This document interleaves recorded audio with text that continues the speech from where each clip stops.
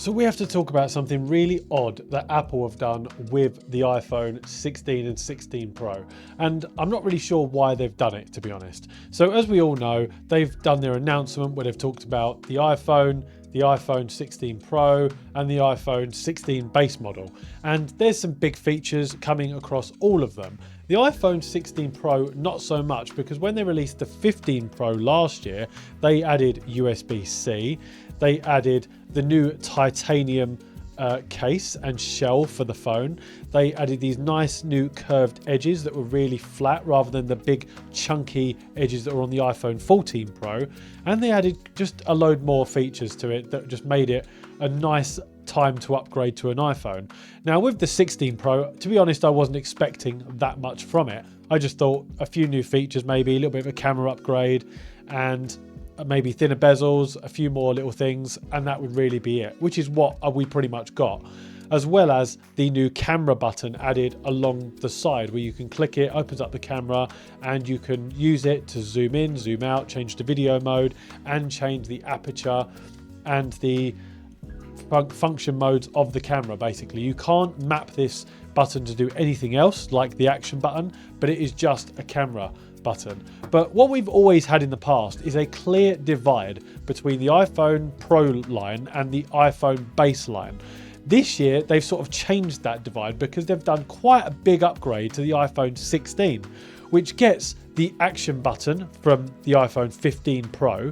It gets the same camera button that the 16 Pro gets, and it gets an A18 chip instead of the A16 Bionic, which the iPhone 15 had. So it's a 2-generation chip jump, and you get the button, you get the action button, you get the camera button, and you get upgraded cameras as well, where you get 2 cameras instead of being horizontal like this. You get 2 cameras lined up at the side, at the back. So the iPhone 16 is a really good phone. It's going to also feature Apple's intelligence when it drops later this year at the end of 2024. So it's going to have pretty much everything the iPhone 16 Pro has. The only thing it won't have is going to be a faster chip, which, let's be honest, nobody is going to use.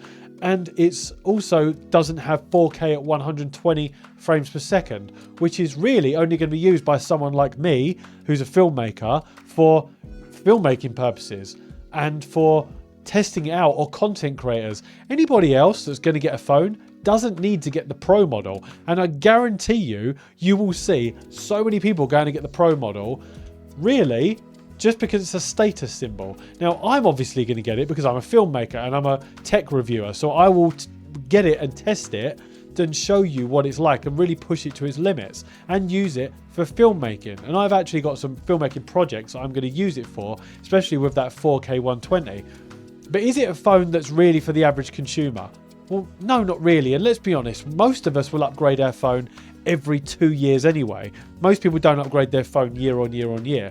Most people will wait 2 or 3 years to upgrade their phone, which is why Apple never compare the latest iPhone to the last generation. They always compare it to like 2 or 3 generations before. So what you need to think about is, do I really need an iPhone Pro to just for the sake of having one? No, you really don't. Because 90% of people, and I had this conversation with my wife because she's actually due an upgrade, and she was thinking, oh, which one do I get? And I said, well, it's up to you if you want to get the Pro model, if you really want it, but you're not going to need it. 95% of people are going to use their phone for taking a few pictures here and there, taking a few videos here and there, and social media, text, calls, and using a few apps. That is pretty much it.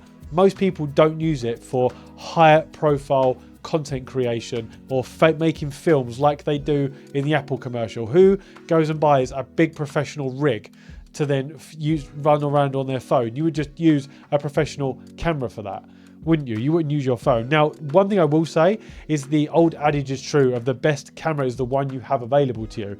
So if you want to catch a great candid moment or a great shot and you haven't got anything but your phone, then yeah, you're going to use it. But no, there isn't really any difference in the cameras. Yes, it's got a new 48 megapixel ultra wide, which will be great for macro shots. But the iPhone 15 Pro is still bloody good at taking macro shots. This phone just hasn't become redundant just because there's a new one out.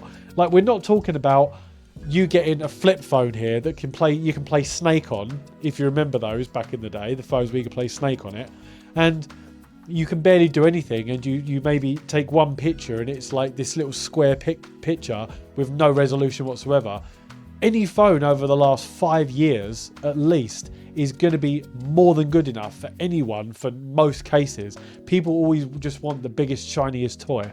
So this is the thing. I'm talking about the iPhone from a filmmaker's perspective, from a content creator's perspective, from a YouTuber's perspective, from someone who has multiple cameras and likes to test them and use them and push them to limits and use them for vlogging and making videos. But for anybody who's watching this, who's not in that position, who's just wondering, which iPhone do I get? Do I even bother getting one? You can probably get the iPhone 16 and that will last you a good 2-3 years. And that is really the only phone that you will need for the majority of stuff you're going to use it for. I just think it's really odd that Apple have, for the first time in a long time, designed the iPhone 16 and the 16 Pro so close together that they're almost indistinguishable in their features. And most people are going to now be thinking, which one do I get? Do I really need to get the Pro and spend all that extra money? No, not really. Yes, the iPhone 16 still has a 60 Hz screen in 2024, 2025. That is just stupid, Apple. What's the matter with you? But other than that, the phones are still phenomenal phones and arguably the best on the market.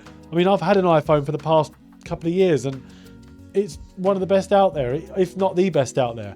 Samsung is also really good. Google's really good. If you have any of those phones over the last 5 years, you're going to have an amazing, phenomenal phone.